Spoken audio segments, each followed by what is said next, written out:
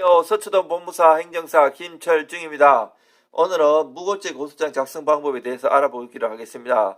많은 사람들이 거짓으로 특히 성범죄 이런 경우에 성범죄 당하지도 않았으면서 꽃뱀같이 돈을 뜯을 목적으로 또는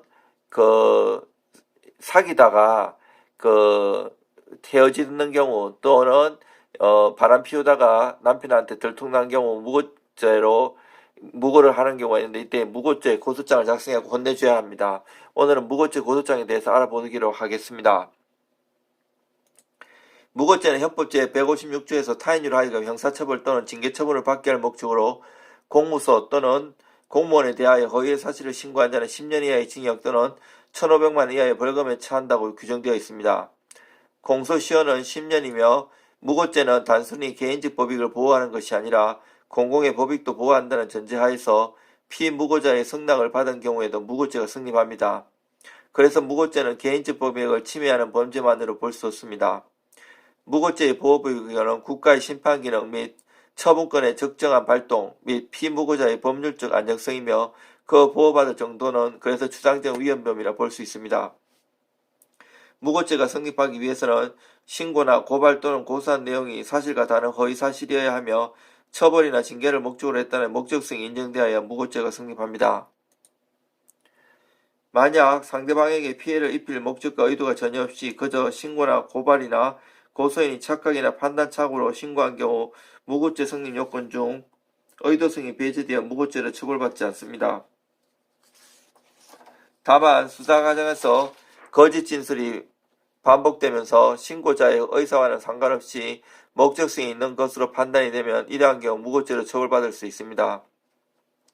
그러므로 무고죄는 구두, 서면, 고소, 고발, 진정서 형식 및 익명, 가지명의 기명, 타인 명의 등 모두 상관없이 신고할 수 있으므로 무고죄가 성립하면 무고죄로 고소할 수 있습니다.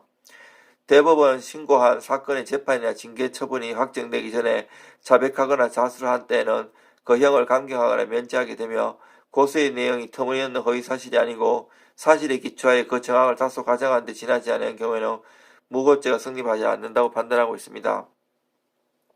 무고죄는 허위의 사실을 신고함으로써 성립하는 범죄로서 여기서의 허위의 사실이라 하면 객관적 진실에 반하는 사실을 의미하므로 비록 신고한 내용에 일부 객관적 진실에 반하는 내용이 포함되었다고 하더라도 그것이 단지 신고 사실의 정황을 가장하는 데 불과하다면 무고죄에서 성립하지 않지만 한 통의 고소장에 수개의 범죄 혐의 사실을 들어 고소한 경우 그중 일부 사실은 진실이나 다른 사실은 허위인 때는 그 허위 사실은 독립하여 무고죄가 성립하기 때문에 무고죄를 고소하면 처벌할 수 있습니다. 이를 실무에서는 무고죄 고소장이라고 합니다. 허위의 사실을 신고하는 행위가 있어야 무고죄가 성립합니다. 허위의 사실은 피신고자가 형사처분 또는 징계처분을 받기에 족한 사실이어야 무고죄가 성립합니다. 무고 사실의 일부가 진실이고 그 나머지가 허위인 때는 그 허위 부분에 대하여 헌법 제156조 무고죄가 성립합니다. 신고 내용이 허위라 할지라도 처벌의 조항이 없어 범죄 행위가 되지 않는 때에는 무고죄가 성립하지 않아 처벌할 수 없습니다. 허위 신고의 대상은 반드시 특정되어야 합니다. 특정은 최소한 누구를 무고하였나를 인식할 수 있으면 됩니다. 예를 들어 어디에 근무하는 직원들은 취업을 미끼로 건품을 수수하고 있다는 등의 허위 신고는 너무나 막연하여 무고죄가 성립하지 않습니다. 무고죄의 행위에 대한 상대방은 공무소 또는 공무원입니다. 다만 모든 공무소나 공무원이 아니라 형사처분 또는 징계처분에 대하여 직권행사를 할 수 있는 관서 또는 소속 공무원이어야 합니다. 무고죄를 고소하기 위해서는 무고자의 공무소 또는 공무원에 대하여 허위의 사실을 신고하는 인식이 있어야 무고죄가 성립하여 고소할 수 있습니다. 무고죄는 타인으로 하여금 형사처분 또는 징계처분을 받게 할 목적이 있을 것을 목적으로 하는 목적범입니다. 많은 사람들은 상대방으로부터 고소를 당한 형사사건이 불구속 처분이 되거나 무혐의 결정이 났으니 상대방을 무고죄로 고소하려는 준비하는 사람들이 많습니다. 피고인이 범죄를 자행하였다고 상당히 의심은 가나 피고소인이 그 범행을 완강하게 부인하고 달리 이에 대한 범죄 혐의를 인정할 수 있는 뚜렷한 자료가 없으면 무혐의되고 불기소 처분을 받습니다. 반대로 고소인이 허위로 고소하였다고 인정되는 경우도 무혐의 또는 불기소 처분이 결정됩니다. 그러므로 무혐의나 불기소 처분은 유죄에 가까운 유죄성 무혐의와 불기소 처분이 있고 무고에 가깝거나 무고가 인정되는 무고성 무혐의나 불기소 처분을 나눌 수 있으니 무혐의나 불기소 처분이 되었다고 하여 무고죄로 고소할 수 있는 것은 아니며 불기소 이유를 잘 살펴보아야만 무기죄를 판단할 수 있습니다. 무고죄로 고소할 수 있는 여부를 알려면 먼저 불기소 이유 고지서를 읽어보아야 하므로 검찰청 민원실에 가서 불기소 이유 고지 신청서를 제출하고 불기소 이유 고지서를 교부받아 읽어보고 무고죄 고소 여부를 판단해야 합니다. 검사가 불기소장에 무고죄가 인정되지 않는다고 기재하였으므로 무고죄로 고소할 수 없는 것은 아니냐는 것도 법을 모르는 분들은 이해할 수 없습니다.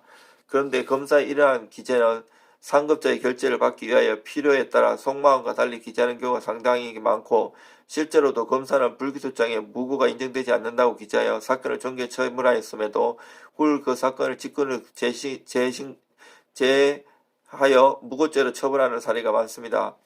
그러하기에 검사가 불기소장에 무고죄로 인정되지 않는다고 기재한 것에 상관없이 무고죄로 고소할 수 있습니다.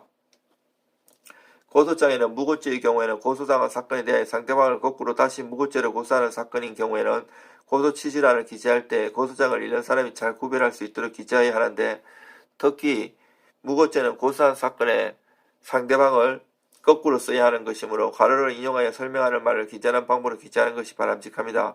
이를 실무에서는 무고죄 고소장 작성 방법이라고 합니다. 고소장에는 피고소인이 어떤 고소를 하였고 무슨 허위의 사실을 신고하였고 어떤 신고가 왜 허위인지를 먼저 수사 관계자가 이해할 수 있도록 무고죄 고소장을 작성하고 어떤 이유에서 허위인지를 밝혀야만 무고죄로 처벌할 수 있습니다. 무고죄의 고소는 기재할 필요가 없는 것을 고소장에 기재하면 수사의 초점이 분산되고 무혐의로 삼아서는 안 될 것이 쟁점이 되는 등 무고죄 고소의 목적이 아닌 방향으로 수사가 전개될 수 있으므로 어떤 사실들을 무고죄 고소장에 쓸 것인가를 구별할 수 있는 법률 지식을 가지고 고소장을 써야 하는 것입니다. 무고죄 고소장은 개인이 쓰기에는 참으로 어렵습니다. 저는 서초동에서 10년 이상 법무사를 하고 있고 행정사로 겸하여 하고 있으며 10년 이상 동안 많은 형사사건을 처리하였습니다. 궁금하신 사항이 있으면 문의 주십시오. 도와드리겠습니다.